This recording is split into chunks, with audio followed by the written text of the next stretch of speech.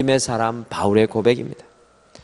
오늘 말씀 속에서 특별히 사도 바울은 자기 자신을 그릇에 비유하여서 이야기하고 있습니다. 여러분들, 그릇은 우리가 무엇을 마실 때 사용하는 것이고 무엇인가를 담아내려고 할 때 사용하는 것입니다. 그릇 하면 여러 가지 종류의 그릇이 있습니다. 값비싼 금그릇, 은그릇, 녹그릇, 스텐 그릇, 나무 그릇, 플라스틱 그릇, 종이 그릇, 그 종류와 쓰임이 아주 다양합니다. 그런데 오늘 말씀해 보니까요, 사도 바울은 특별히 자신과 이 고린도 교회 성도들을 여러분들 무슨 그릇이라고 고백하고 있습니까? 오늘 말씀해 보면 바로 질그릇이다라고 표현하고 고백하고 있습니다. 사도 바울이 왜 하필이면 자신과 고린도 교회 성도들을 화려하고 아름다운 금그릇과 은그릇으로 표현하지 않고 굳이 질그릇이라고 표현하고 있는 것입니까? 여러분들, 바울의 이 고백 속에는 아주 중요한 영적인 진리가 담겨 있습니다. 과연 바울은 자신과 고린도 교회 성도들을 질그릇이라고 고백할 때 바울의 어떤 고백이, 어떤 영적인 진리가 이 속에 담겨 있는 것입니까? 오늘 이 아침에는 주님을 향한 바울의 고백이라는 말씀을 통해서 바울이 자신을 질그릇이라고 표현하고 그 고백을 통해 하나님께 무엇을 바라고 또 소원하고 어떤 영적인 진리를 고린도 교회 성도들에게 가르치고 있는지 바라보면서 오늘 이 아침에 우리도 하나님의 귀한 진리를 우리 가슴속에 좀 담기를 소원합니다. 첫 번째, 바울이 자신을 질그릇에 비유하는 것은 자신이 정말 깨어지기 쉬운 연약한 존재임을 고백하는 것입니다. 오늘 자신을 정말 연약한 질그릇이라고 표현하는 것은 깨어지기 쉬운 연약한 존재임을 고백하는 것입니다. 여러분들, 질그릇은 어떤 그릇입니까? 다 잘 아시듯이 흙으로 빚은 토기를 말하는 것입니다. 왜 사도 바울은 자신을 이 질그릇으로 비유합니까? 그것은 바로 자신이 질그릇과 같이 깨어지기 쉬운 존재라는 것을 고백합니다. 자신이 그렇게 고백할 뿐만 아니라 오늘 이 편지를 쓰고 있는 고린도 교회 성도들에게도 일깨워줍니다. 나뿐만 아니라 여러분들도 질그릇과 같이 깨어지긴 쉬운 존재라고 가르쳐주고 있습니다. 자신의 연약함을 시인하는 것입니다. 자신의 죄악됨을 표현하는 고백입니다. 바울은 자신을 질그릇이라고 말하며 자신을 철저히 낮추는 것을 볼 수가 있습니다. 자신은 아무것도 아님을 표현하는 것입니다. 바울이 예수님을 알지 못하고 율법의 열심으로 그리스도인들을 잡아서 죽이려고 할 때에는 율법의 정신과 자신감으로 충만한 철저한 완벽주의자였던 것을 봅니다. 그러나 부활하신 예수님을 만난 이후에 바울은 자신을 질그릇으로 표현하였습니다. 쉽게 깨어질 수밖에 없는 연약한 인간이라고 고백하고 있습니다. 주님 앞에서 자신은 정말로 연약한 존재라는 것을 시인하고 있다는 것입니다. 그리고 고린도 교회 성도들에게도 알려주고 싶은 것이 바로 여러분들도 질그릇이라는 것입니다. 예수님을 알지 못했을 때 바울은 사울로 불리기를 기뻐하였습니다. 이것의 의미는 큰 자입니다. 그러나 주님을 알고는 바울은 자신의 이름이 바로 바울로 불리기를 즐겨합니다. 바울의 이름의 의미는 바로 작은 자입니다. 진정한 그리스도인은 늘 주님 앞에서 자신의 연약함을 발견하고 주님, 저는 작은 자입니다. 저는 질그릇입니다라고 고백하는 사람입니다. 자신의 약함을 아는 사람이 바로 그리스도인입니다. 이 새벽마다 우리가 질그릇인 것을 고백하기를 바랍니다. 이 새벽마다 우리의 연약함을 우리 하나님 앞에 고백하기를 소원합니다. 인간이 자기 자신이 깨어질 수밖에 없는 질그릇임을 알 때 비로소 하나님을 온전히 바라보는 영적인 눈이 열리게 되고 하나님과 바른 관계 속에 살아가게 되는 것입니다. 여러분들, 이 새벽에 우리는 주님 앞에 다시 한 번 더 우리를 내려놓아야 될 줄 믿습니다. 주님, 저는 질그릇입니다. 제가 다 하는 줄 알고 살았지만 다시 한 번 더 질그릇임을 오늘 이 아침에도 고백합니다 라는 그런 고백이 우리에게 넘쳐나기를 소원합니다. 두 번째, 바울은 자신을 질그릇에 비유하면서 그 질그릇 안에 보배를 가졌음을 고백하고 있습니다. 질그릇과 보배는 전혀 어울리지가 않습니다. 바울은 자신을 질그릇으로 표현합니다. 우리가 이 아침에 우리를 그저 질그릇으로만 표현하면 무슨 소망이 있겠습니까? 그러나 바울은 자신을 질그릇이라고 표현하지만 그 질그릇 안에 보배를 가졌다고 고백합니다. 연약한 자신이, 쉽게 깨어질 수밖에 없는 자신이, 아무런 가치도 없는 자신이 보배를 가졌다는 것입니다. 신학자여 목사였던 칼 마르트는 이렇게 고백합니다. 나는 믿는다, 고로 존재한다. 바울의 고백은 다음과 같습니다. 나는 질그릇과 같이 깨어질 수밖에 없지만 질그릇 안에 보배를 담고 있으니 나는 존귀하다.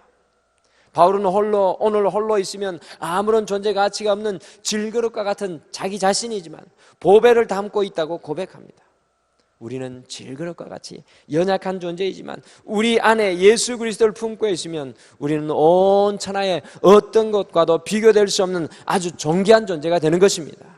이것이 바로 그리스도인의 고백입니다. 나는 아무런 가치가 없으나 내 안에 계신 예수 그리스도로 나는 존귀한 자입니다. 여러분들 기억하십니까? 성전 미문에 앉아 있었던 안전뱅이는 세상 모든 사람들에게 천대받는 천덕꾸러기였습니다. 겨우 밥만 빌어먹고 살아가는 동냥꾼이었습니다. 그러나 사도 베드로와 요한이 자신들이 품고 있었던 예수 그리스도의 이름을 나누어 주니 질그릇과 같았던 안전뱅이가 일어나서 성전에 들어가 춤을 추며 주님을 찬양합니다. 존귀한 자로 변화되는 것을 보게 됩니다. 안전뱅이가 예수님을 품으니 존귀한 삶을 얻게 됩니다. 온전한 삶을 얻게 되었다는 것입니다. 그리스도인은 바로 나는 약하나 주님으로 인해 강합니다. 주님으로 인해 존귀한 자가 바로 그리스도인들입니다. 그리스도인은 보배인 예수 그리스도를 품은 사람입니다. 그러므로 우리 안에 깨어지기 쉬운 우리의 자아가 나오는 것이 아니라 우리 안에 품고 있는 예수 그리스도를 드러내는 것이 바로 그리스도인의 삶입니다. 오늘 이 하루 깨어지기 쉬운 질그릇과 같은 우리가 나와서는 안 됩니다. 우리는 우리 안에 예수 그리스도를 품고 있기 때문에 오늘 이 하루 매 순간순간마다 예수 그리스도, 깨어지기 쉬운 우리 자아가 드러나는 것이 아니라 예수 그리스도가 우리의 삶 가운데 드러나야 하는 것입니다. 우리 안에 담긴 보배이신 예수 그리스도가 나타나야 합니다. 우리 가정 속에 우리 안에 담긴 예수님만이 나타나야 합니다. 우리가 만나는 모든 사람들에게 우리의 보배이신 예수 그리스도를 드러내야 합니다. 여러분들, 이것이 전도입니다. 전도가 다른 것이 아닙니다. 내 안에 담겨있는 내 자신을 드러내는 것이 아니라 내 안에 담겨있는 예수 그리스도를 드러내는 것이 증거하는 증거자의 삶이며 전도자의 삶입니다. 이 새벽마다 우리의 기도가 바로 이것이 되어야 합니다. 주님, 오늘 하루의 모든 삶의 순간에 주님만 드러나게 하여 주시옵소서. 내 삶을 통하여 주님만 드러나게 하여 주시옵소서. 세 번째, 바울은 자신을 비록 질그릇이라고 비유하지만 예수 그리스도를 담은 질그릇인 자기 자신은 깨어지지 않는다라고 고백합니다.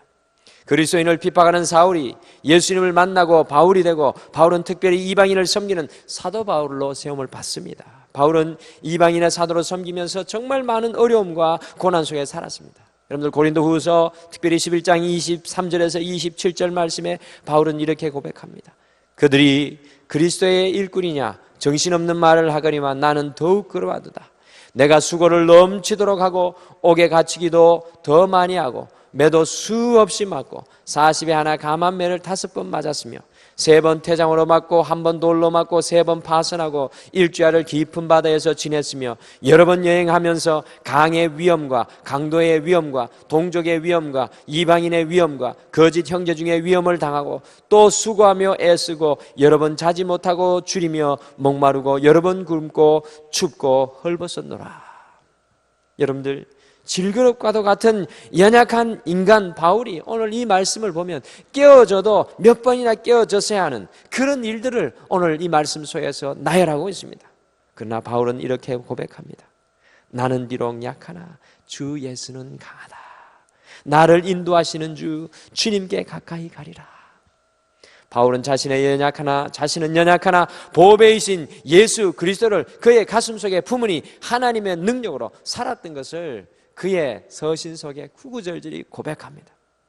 오늘 저희가 함께 읽었던 말씀 8절에서 10절에도 질거릇과 같은 바울이 예수님을 품음으로 강함으로 서게 되었던 것을 고백하고 있습니다. 우리 같이 한번 읽어보실까요? 8절에서 10절 말씀입니다. 같이 읽어보시겠습니다. 시작.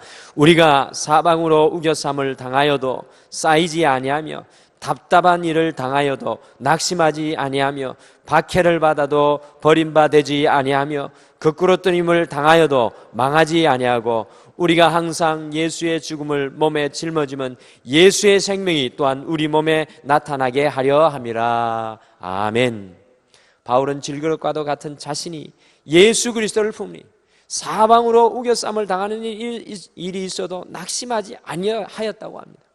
바울이 빌립보의 깊은 감옥에서도 찬양하며 낙심하지 않았던 것을 여러분들 기억하시죠?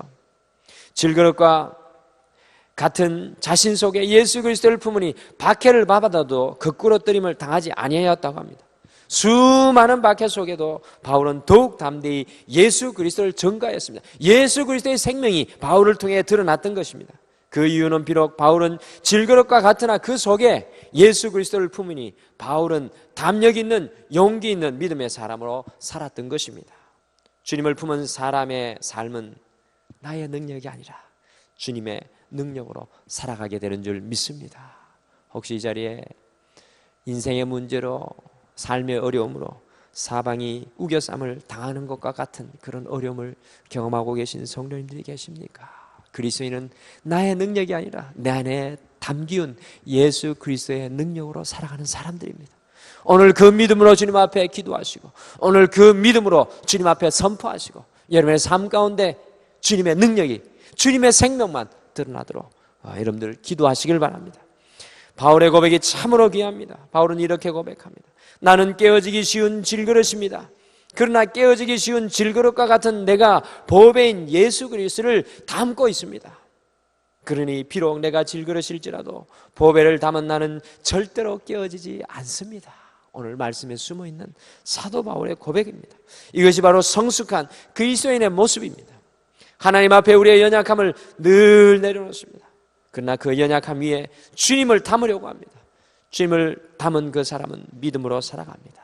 사랑하는 성도 여러분, 바울의 고백이 오늘 이 하루를 살아가는 우리의 고백과 우리의 능력과 힘이 되기를 간절히 축원합니다. 우리 다 같이 기도하시겠습니다. 사랑의 하나님 참으로 감사합니다. 오늘 이 새벽에도 저희들을 깨워주시고 하나님의 사람, 성숙한 믿음의 사람, 주님과 맞닿아 살아갔던 사도 바울의 고백을 듣게 하심을 참으로 감사합니다. 주님, 오늘 이 새벽에 질그릇과 같은 우리의 연약한 존재를 다시 한 번 더 고백하며 돌아보게 도와주시옵소서. 주님 앞에 우리의 연약함을, 우리의 죄악됨을 고백하며 회개할 수 있는 우리가 되기를 소원합니다. 더 나아가서 우리의 그 질그릇과 같이 깨어질 수밖에 없는 연약한 인생 속에 예수 그리스도 주님을 우리 안에 채울 수 있는 이 아침이 되게 도와주시옵소서. 우리의 기도를 통하여 우리의 자녀들의 삶에 예수 그리스도를 전파하며 담고 품게 하게 도와주시옵소서. 우리의 믿음의 고백을 통하여 우리의 직장과 사업의 연약함 가운데 예수 그리스도를 품게 도와주시옵소서. 더 나아가서 우리가 예수 그리스도를 품고 예수 생명 나타내며 예수 그리스도의 향기를 드러낼 수 있는 믿음의 삶 되게 도와주시옵소서. 사랑하는 성도님들, 오늘 하루도 지켜주시고 모든 삶의 현장 가운데 질그릇이지만 그 속에 예수님 품은 능력의 주의 종들로 승리케 도와주실 줄 믿고 예수님의 이름으로 기도드립니다. 아멘.